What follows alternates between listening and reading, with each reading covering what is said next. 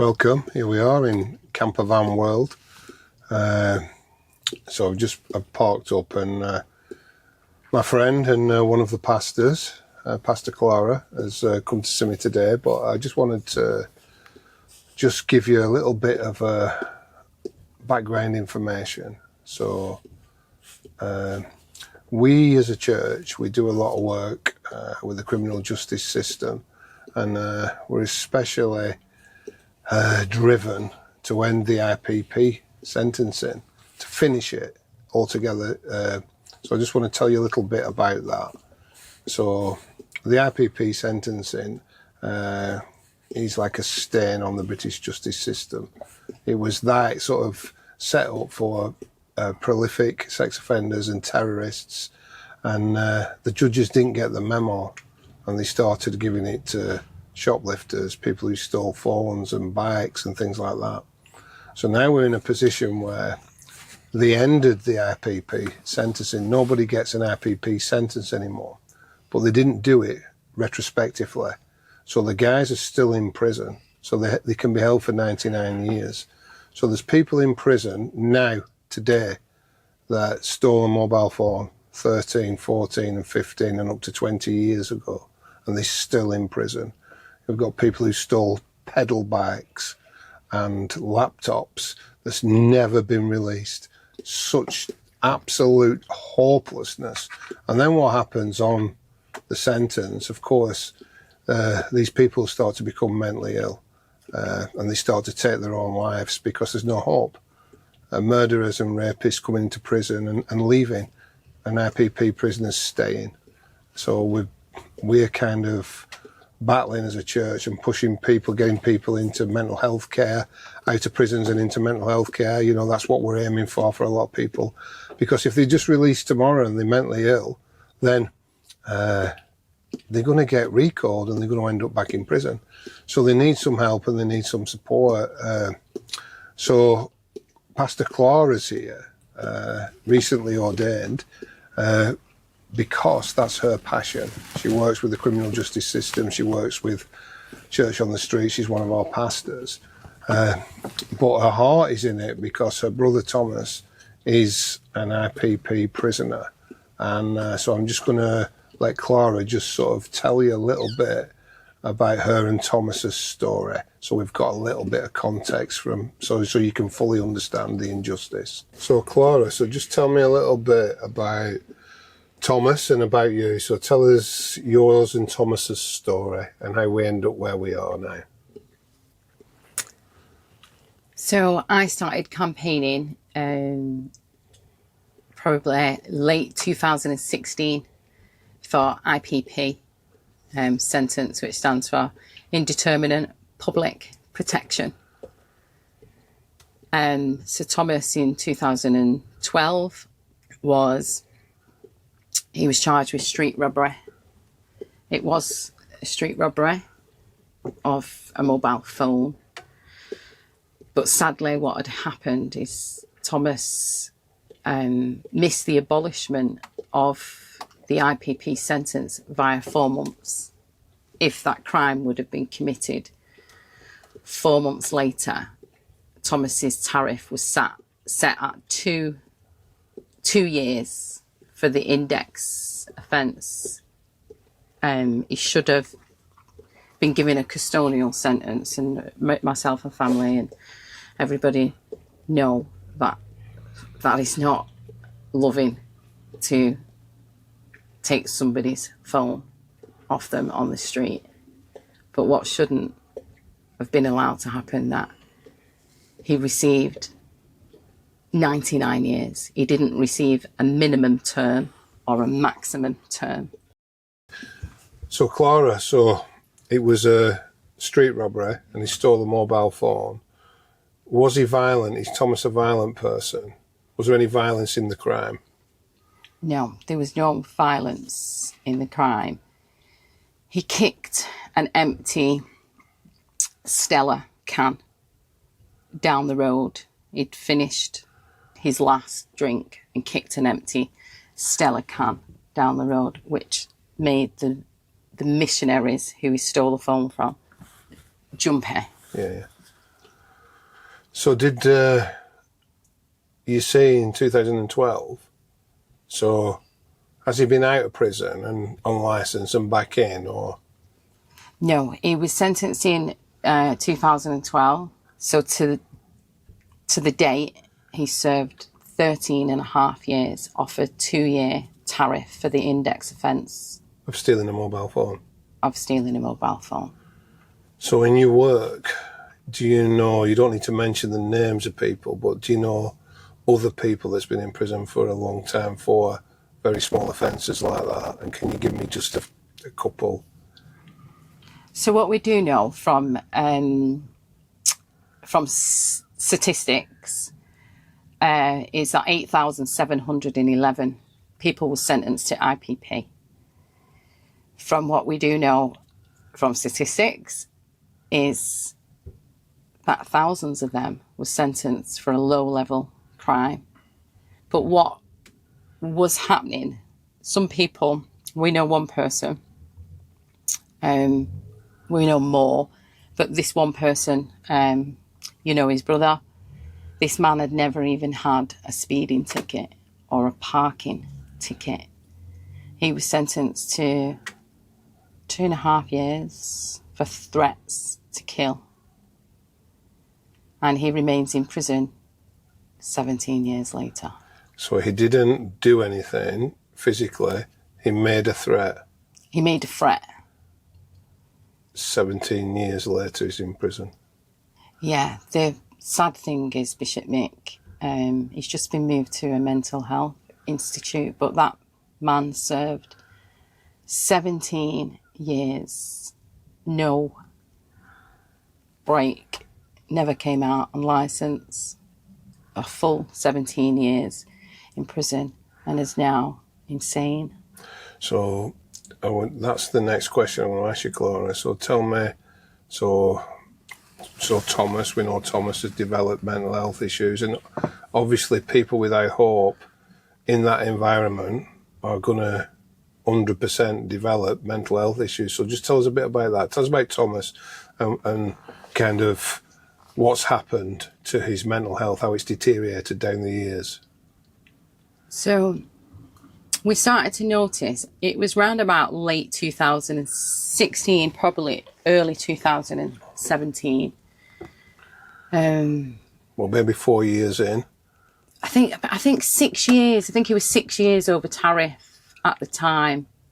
So his tariff was set at 2 years and he'd served 6. So he was 4 years over tariff. And he was in a prison, Norwich, a prison in Norwich, and regularly calling home. But something different this time. The way he sounded was just not him. He would ring home and he spoke in Roman numerals and protected himself with lots of scripture from the Bible. But it wasn't in a way that myself and you follow the Lord. This was insanity. Yeah. This was definitely insanity. So I would challenge the prison and try and get him back home, closer to the north. And I'd contact IMB workers, the Independent Monitoring Board, which was a waste of time, to be honest, Bishop Mick. I was getting nowhere with it.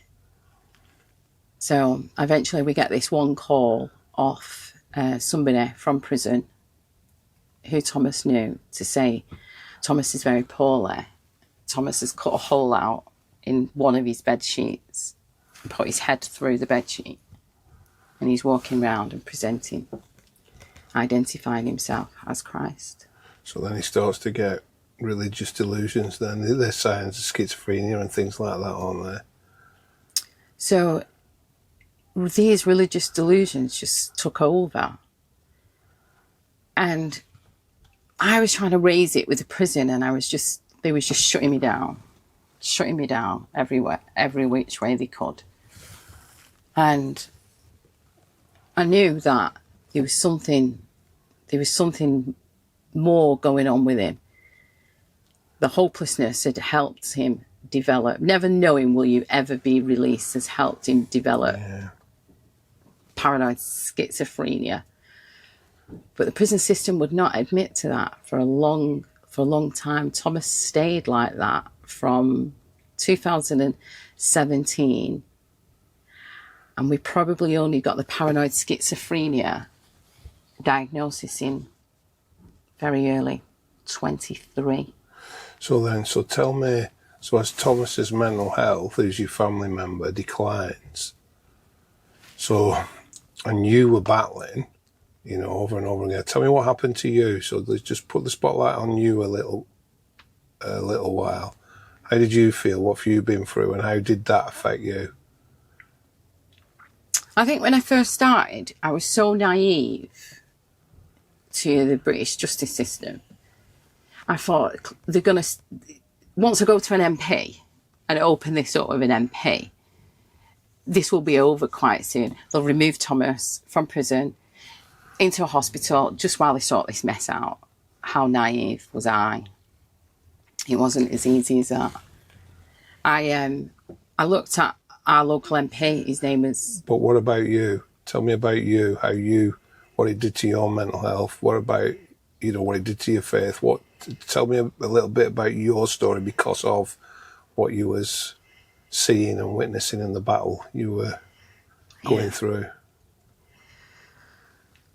I think when I first began, I was still praying and I was still holding on to scripture. I was still standing on scripture. But slowly, as I started to move forward in IPP, the tiredness that set in, the exhaustion that set in to me, had a really bad effect mentally up here on my sleep.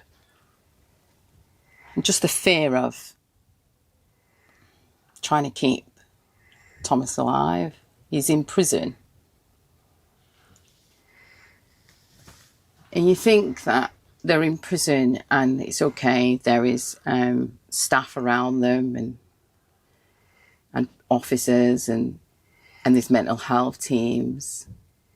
But the reality is, Bishop Mick, that doesn't really happen.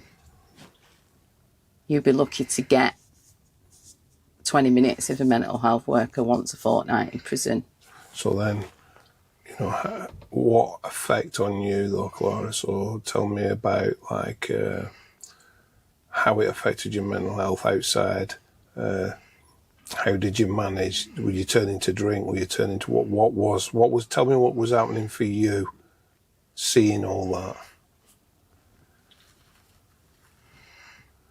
I was very slowly being ate alive by and shut down by the criminal justice system. And when I started to see what these guys are capable of doing in power, I couldn't not unsee that then.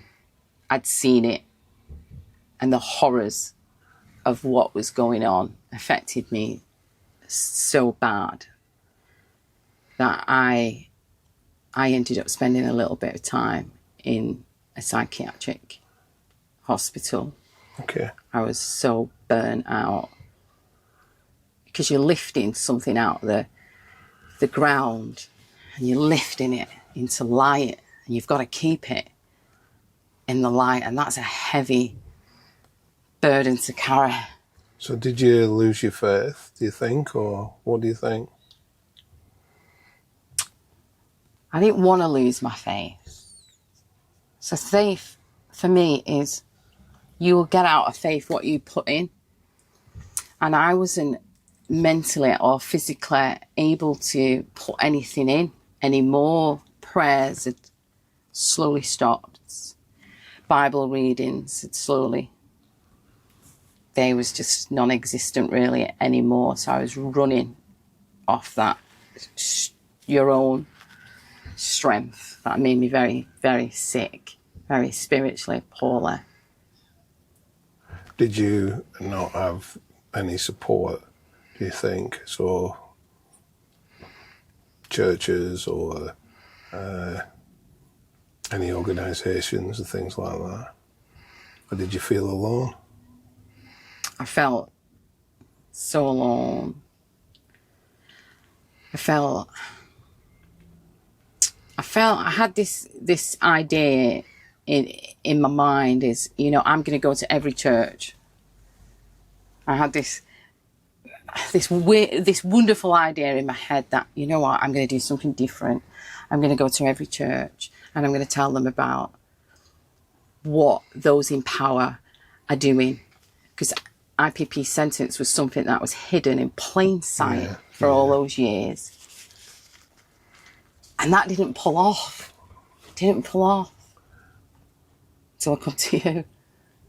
So tell us what happened then, because there's a big change in you now to when I first met you. I mean, it's almost biblical, is the change in you. It's huge. So tell me what happened then. So tell us, how did you meet me? Tell us kind of what happened. Tell me what's happened in your life. And we met through a mutual friend, and he knew for quite a while what I'd been doing, leading Thomas's campaign.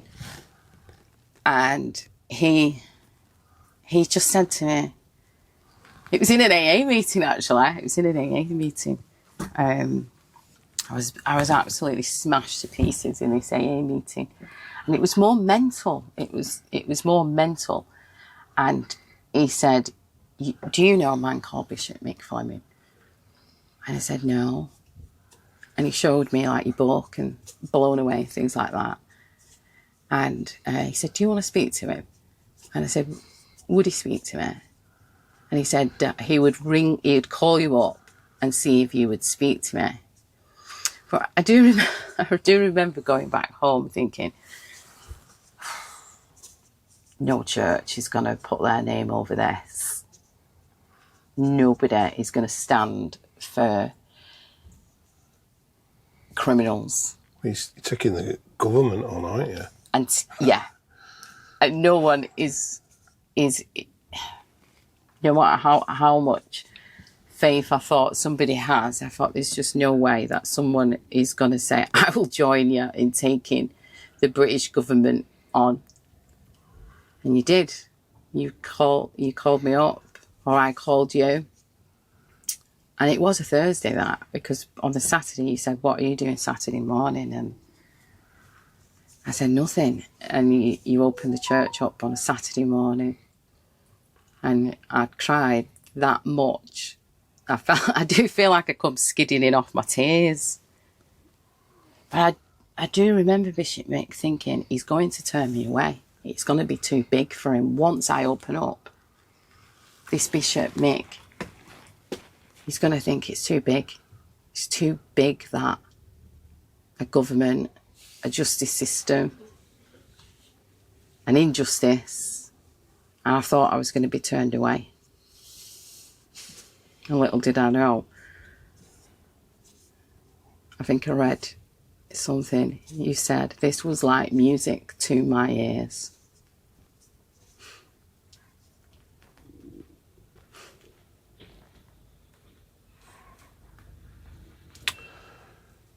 Yeah. So what happened then? I was crying.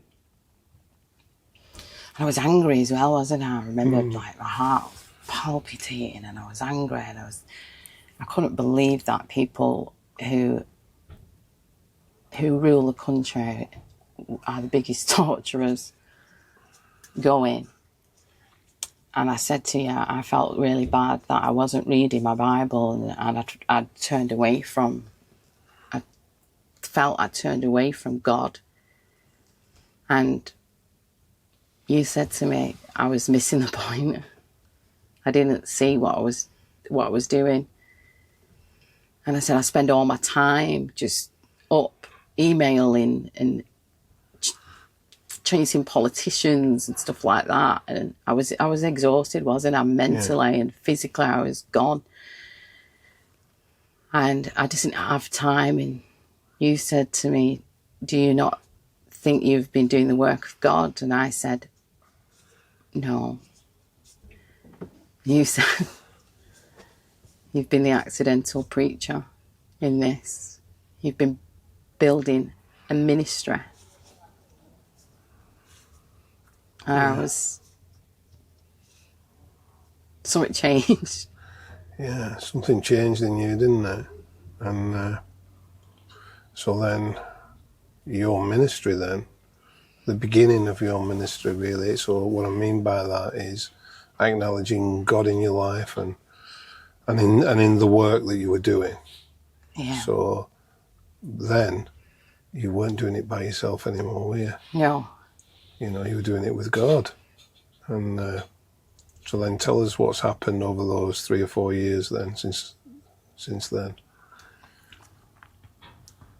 So the belief that you had, and you shown me, nobody else had shown me anything like that. I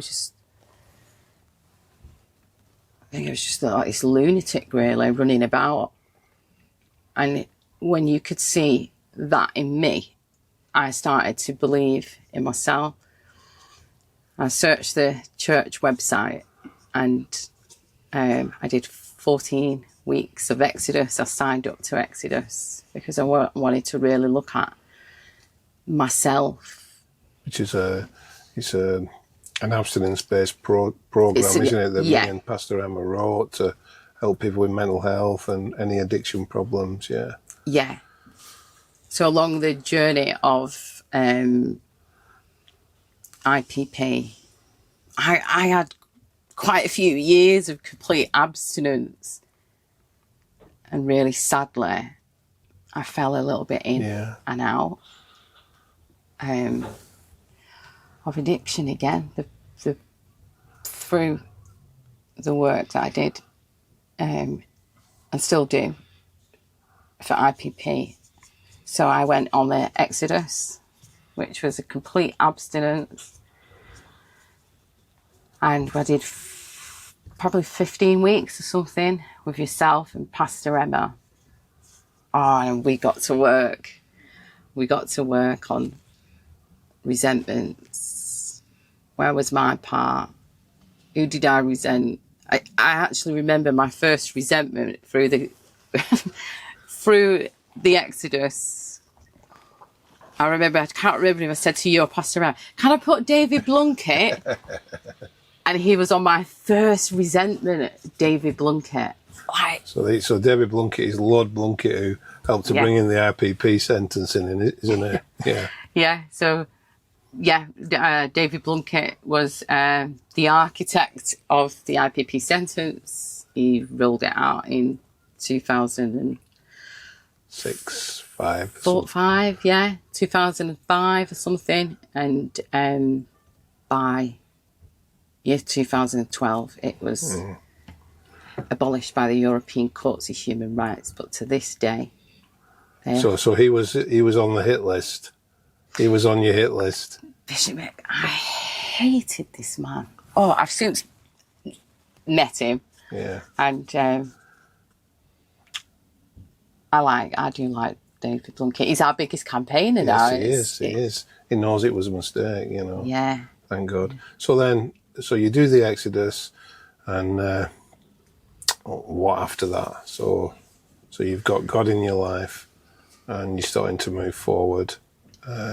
Tell us a bit more. Tell us what from then on. So you call me up and ask me, do you know you called out, set apart, unlike no other? And I was like, no. And you said, well, you are. And God wants you to know. Wants you to know that I'm called to ministry. And you said, it was quite a quick phone call. You said, Clara, if you stick with me, will look after you and I'll lift you into ministry. And the call ended not so long after that. I was like, me, wow, me. And I do remember something else. He said, you have to stand in it. And I stood in it. I started to believe, like, I could see that the government was just, there was just people. At first, they was like Goliaths,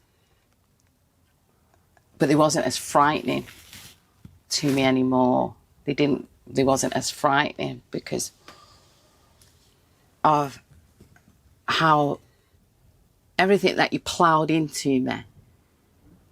I remember thinking, yeah, you may be Goliaths, all of you, members of the government, but God will put a David in me every time you stand against us. Yeah.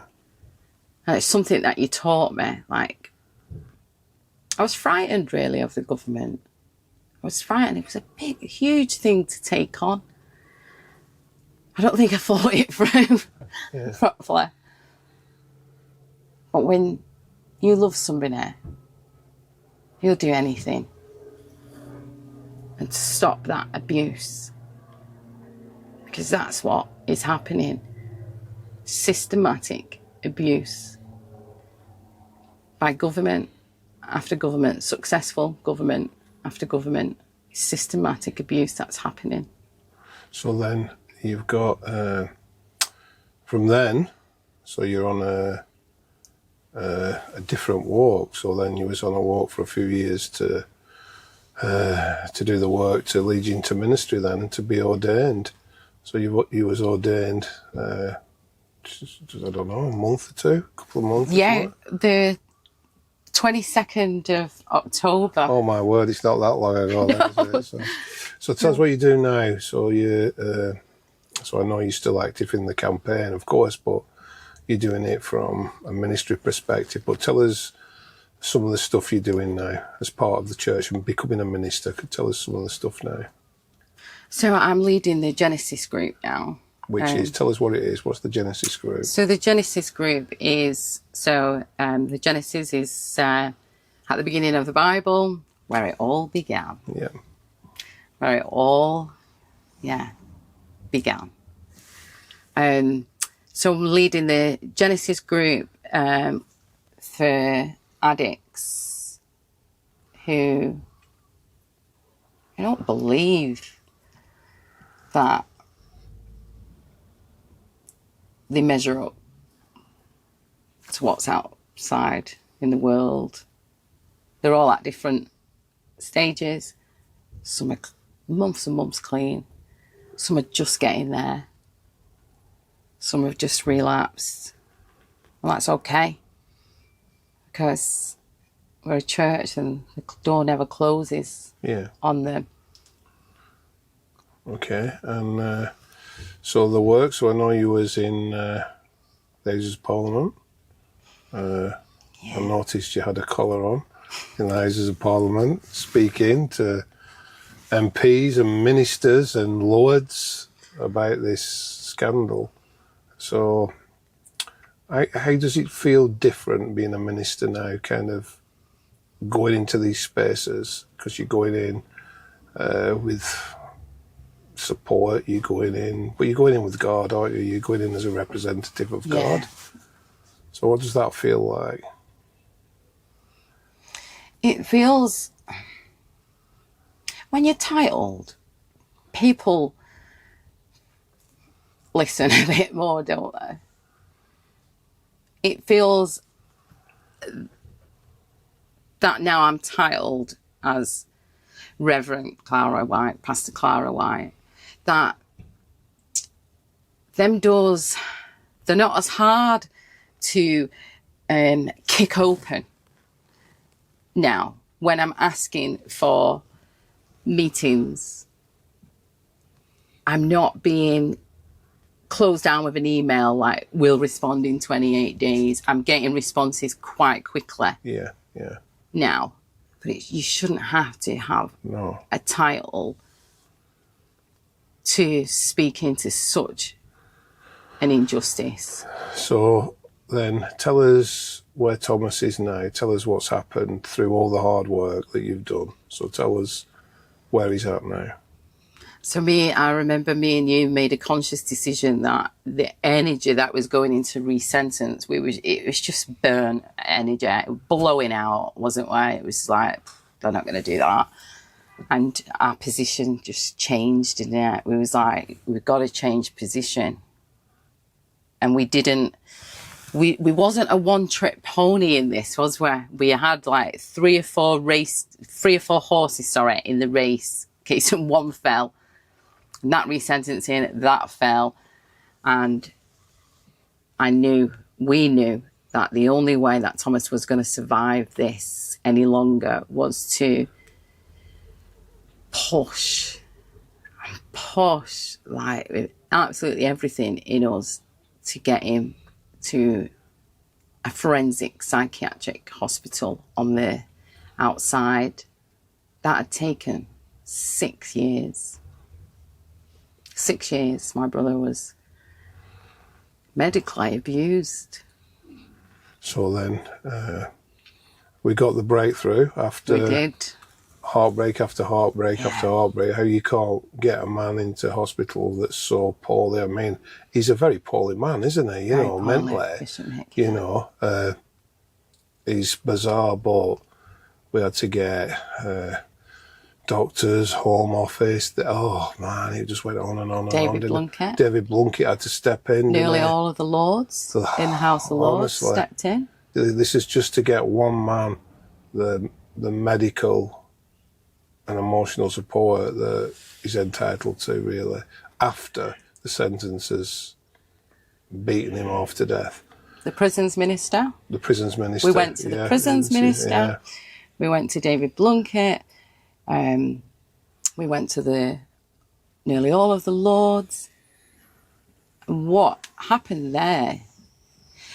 So this was a man who had all this parliamentary intervention by the work that me and you was doing, pushing and pushing to get into hospital. He had to have all that parliamentary intervention. Well, that's just one man. One man. Yeah. So I think my worry is, and your worry, myself and your worry, is who else is going to get all that parliamentary intervention? The chances are very, very slim. So we're going to have a load of sick men and women, mentally poorly, trapped in category A and B prisons. That is inhumane. Yeah. For stealing mobile phones and laptops and bikes. So tell us where Thomas is now. So Thomas is in a hospital in Northumberland. Yeah. I think it's only 2 years old. Yep. Yeah. So he's at the beginning of some form of mental health rehabilitation. So the battle now is that he gets well as he can get. But we've seen people being taken to psychiatric units from prison, become stable, and then sent back to prison to be tortured all over again. This is the problem with the IPP sentencing. So this is another battle, isn't it? But, you know, kind of tell us how he is. How's he doing? I know it's only been weeks, really, hasn't it? So yeah, it's been about 4 weeks. So there's not any change at all in him. He still speaks in religious delusions. Maybe the first minute on the phone is okay, and then it all goes back to religious delusions. He says to me, "You and Bishop, I want you to phone the minister." He says, "Okay." He said, "Tell Bishop Mick to tell the prisons minister, James Timpson, that Bishop Mick and you can be my carer I said, okay, so I just have to agree. He said, and you can dispense me meds. He said, Bishop Mick will let me go in Genesis with you, and then he'll move me up to Exodus with that pastor, what's she called? Emma. And he thinks that me and you can do that. Well, the beautiful thing about that, Clara, is he's got some hope, because there wasn't anything like that there before. No. So that's the hope that God's put in him through the work you're doing and through your interaction with him. So we can bring hope where there's despair, can't we? You know, we can give love. And the remarkable thing about this is it's you that's been transformed on the journey, not just Thomas. Yeah, something so that caused so much misery, so much pain. God had turned it around. So what would you say, just to finish off, so people who might be watching this, or just ordinary people that don't know anything about the IPP sentencing, so what could they do? Could they write to their MPs? Could they ask them to mention it in Parliament? What could an ordinary person do? How could they be of some influence? What could they do? Who could they write to? Who could they email? What do you think? So the best place to start would not be a prison or an IMB worker. It would be your local MP, your member of Parliament, and to not forget that you're not a hindrance to your MP. They work for you. Yeah. I think that's something people need to bear in mind. And we know that there's another bill and things like that being tabled for IPP. But if you do go and see your MP, is to flag that people, mentally ill men, are being sent to psychiatric units, if they're lucky, psychiatric units, and within 6, 9 months, 12 months, when they take well to treatment, they are sent back to the height of the place that abused them. And that's where myself and you, Bishop Mick, are pushing for, that there's got to be a plan, a safe plan out of hospital, however long that takes. That's brilliant. Well, thanks, Clara. Thanks for coming and see me in my camper van. And thank you, Bishop Mick. It's you're lovely. welcome. God bless you. Beautiful place. God bless you too. God bless you.